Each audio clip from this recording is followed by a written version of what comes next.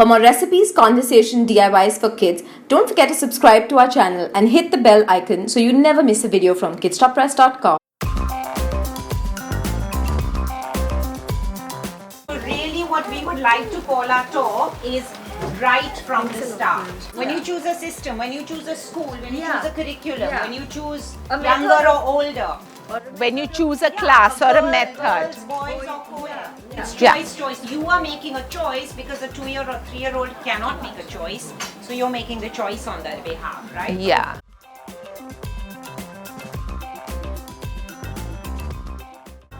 Okay, so the two factors that we got on the child's personality and well-qualified teachers, based on the teaching methods, we decided that the method of teaching is also very important for us. The ratio of teacher and students is very small, about 10, 15, 20 to 30 depending as you grow older in the class.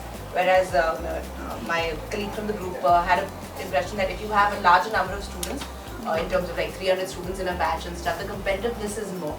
Okay. So yeah, that's where a child's personality also comes out, how well he is able to cope in a So did you see that as a plus or a minus? Plus. The competitiveness. Yeah. Okay. He sees it as a competitiveness. I find that if it's such a large group and if a child is going to lag behind because they're not getting the attention from the teacher, it's just going to make the situation worse for my child in case my child is not in the top 20 of the class.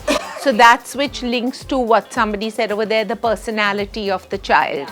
But child's personality, how many people in the room even feel that that's a factor to take into consideration? Yeah, that's like, we're really happy to hear that, because what we're sensing also is a lot of stress within the city where you're really not looking at what the child is like, because children are all different, and that's the first thing that we need to start with. Links with peer group and reputation of the school. So these two are definitely some things that are on our mind, but there's also school, like an old school versus one of the new schools coming up where you don't have any ex-students or alumni that you know of or can talk to, or children going to. There's some schools which are so very new about, there are barely kids. So it's a reputation thing, right? Yeah. It's probably reputation. The new school doesn't have a reputation, or maybe the heritage kind of that the school has. It's also length of time, because what I'm hearing from you is that some school that has been there a while, so you've heard people talk about it, and some new school that you don't even know if anybody's going there. Also, we know the product that have come out of that school, like what they are doing, and new schools, like, we don't know enough.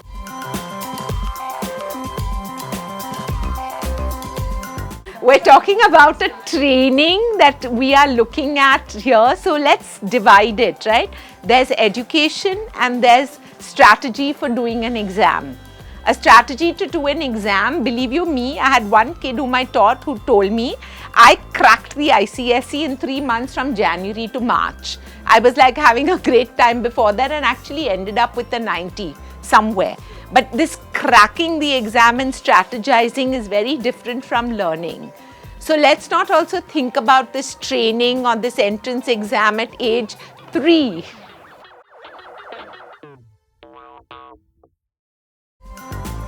We firmly believe that the board is irrelevant. You choose the school that you want, you choose a school that you're comfortable with. You look at, that's why we gave you all the factors. Curriculum is only one of the factors. Look at the fact that you have the reputation, the teaching methods, the location. Look at the culture, the values. I mean, these are far greater. Old versus new school rather than just the board, because that can't be the only single determining factor. And ultimately, it really doesn't matter, because the board is just a passport to getting into the next phase of education. An ICSE school can also use IB methodology, because there's nothing to stop them in the younger classes from doing playway.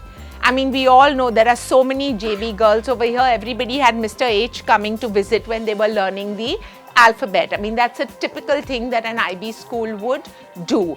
Where would an IB school put pressure? We talked about child's personalities. if there is a child who's very different and who's very sequential and structured in the way they learn, and who actually don't like collaborating and don't like, with these long communicative things and all these skills that IB talks about, they're actually not very happy. They're much happier and feel much more comfortable and confident doing a worksheet, submitting it and getting it done. So there is no such thing, but yes, the methodology is completely different. So when you're saying they put less pressure, maybe those schools put more pressure on parents because you have to constantly look for things, expose them, help them do the research. And then IB schools also demand that don't do the work for them, but lead the way. So you as a parent, I've never done this. How am I supposed to do this?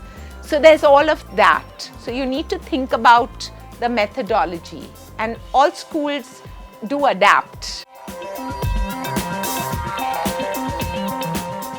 When you were talking about all this and when you make your choices, have any of you stopped to actually and consciously think of the question, why am I sending my child to school? What do I want for my child from his or her life? What do I want her to be? How do I want her to be? It's a lot to do with the people around us. Our choices are competition, pressure, and somewhere. So, do you stop at that point to think, what do I want for my child? Yeah, I think of the competition. Do you say, whoa, I want her to get that gold medal? Do I want her to I want him to learn that, and then I'm like, but does he really enjoy that? Does it really matter whether every Tuesday I take him? Does he realize it's Tuesday and he has to go there? No, it doesn't matter to him. So what do you want for your child? But that's at this level when he's only 1 or 2. So some of you are going to be, but some of you also have older kids, so you have a little more experience in having thought this through. What do you want for your child? I want my child to be educated, obviously, but then I want them to be happy. Thank you. Thank you. Thank you. I think we need to applaud that. If there's one word, really. One word you have to choose. When my child is 5 years old, I want her to be happy. When my child is 10 years old, I want her to be happy. When my child is giving her a 10th standard exam, I want her to be happy. I think that's really, and then as adults, it's really the crux, and it doesn't matter because every school is different.